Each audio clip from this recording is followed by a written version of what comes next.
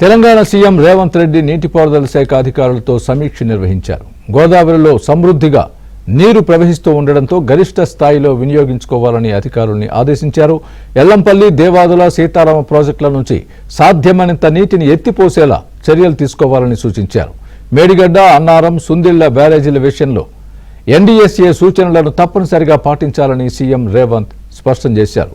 దేవాదుల నుంచి 9 పంపులతో నీటిని ఎత్తిపోస్తున్నట్లు మంత్రి ఉత్తమ్ కుమార్ రెడ్డి సందర్భంగా తెలిపారు.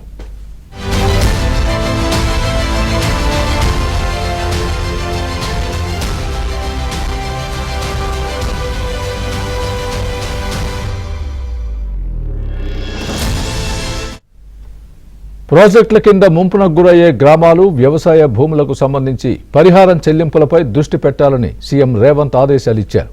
నీటిపారుదల, రెవెన్యూ అధికారులు క్షేత్రస్థాయిలో పర్యటించి వాస్తవ పరిస్థితులపై నివేదిక ఇవ్వాలని సూచించారు. తక్షణ ప్రభావం పడే గ్రామాలకు ముందుగా పరిహారం చెల్లించాలని అన్నారు.